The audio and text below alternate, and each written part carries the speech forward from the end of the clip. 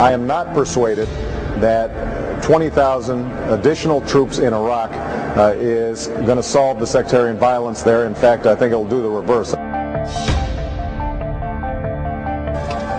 And I said at the time, when I opposed the surge, that given how wonderfully our troops perform, if we place 30,000 more troops in there, then we would see an improvement in the security situation, and we would see a reduction in the violence.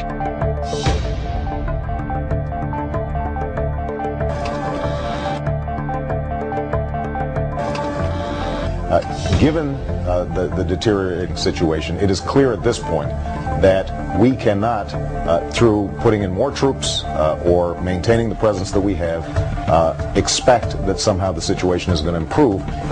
My assessment is that the surge has not worked, and we will not see a different report 8 weeks from now. Finally, in 2006, 2007, we started to see that even after an election, George Bush continued to want to pursue a course that didn't withdraw troops from Iraq, but actually doubled down and initiated a surge. And at that stage, I said very clearly, not only have we not seen improvements, but we're actually worsening potentially a situation there. I think it is indisputable that we've seen violence reduced in Iraq. I also think that the surge has reduced violence and provided breathing room. The extraordinary work that our troops have done.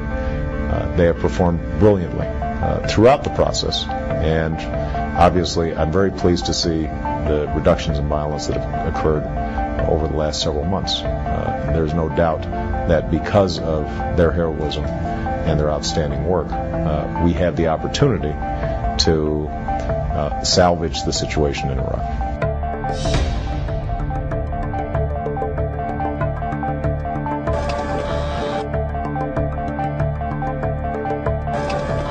Let me be clear. There is no military solution in Iraq. There never was. The best way to protect our security and the pressure of Iraq's leaders to resolve their civil war is to immediately begin to remove our combat troops. Not in 6 months or 1 year, but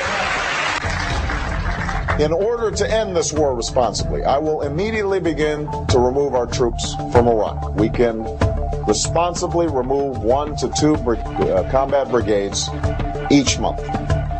If we start with the number of brigades we have in Iraq today, we can remove all of them in 16 months.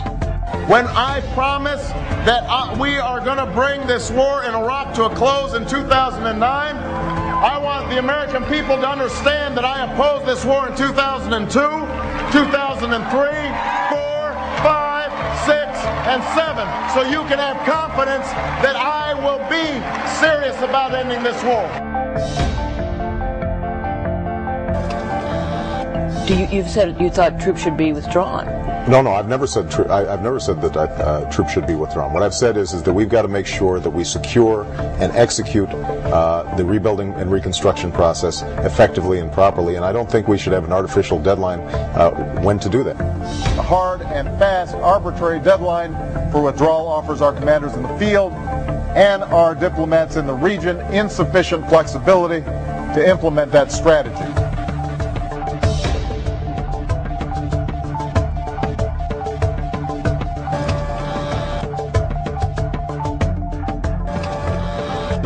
Just this week, when I was asked, would I have voted for the $87 billion, I said no.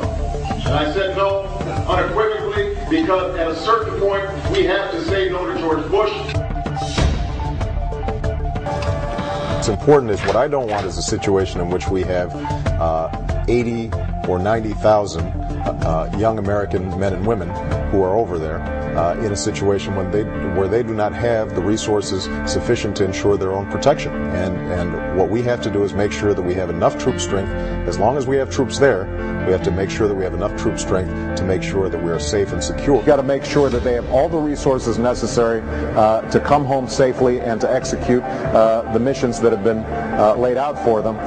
Some ardent opponents of the war, like Dennis Kucinich, for example, who's a Democratic presidential candidate, he takes a principled stand. He's not going to vote to fund the troops going off to this war because he believes that would help bring the troops home. Right. You know, the problem is that you've got an obstinate administration that has shown itself unwilling to change in the face of circumstances on the ground. And in that situation, what you don't want to do is to play chicken with the president and create a situation in which potentially you don't have body armor, you don't have reinforced Humvees, you don't have night vision goggles. You said then that you have to say no to George Bush because we can't get steamrolled. Yet you go into the Senate, right, your critics say, and vote for the funding every single time. Because at that point you've got hundreds of thousands of young men and women who have to carry out the mission on behalf of the American people. I introduced a plan in January that would have already started bringing our troops home by now, with the goal of bringing all combat brigades home by March 31st, 2008.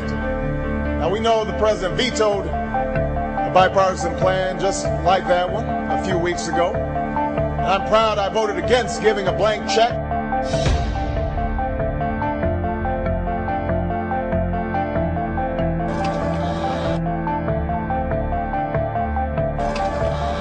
After this redeployment, we will leave enough troops in Iraq to guard our embassy and our diplomats, and a counterterrorism force to strike al-Qaeda.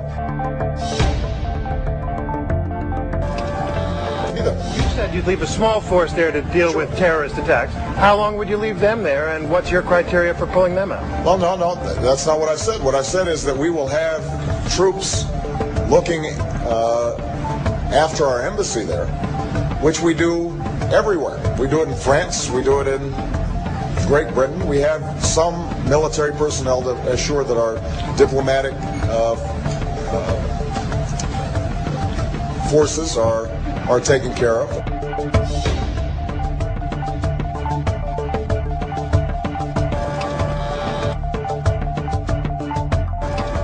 Well, you know, I never say there's nothing or never or no way in which I change my mind.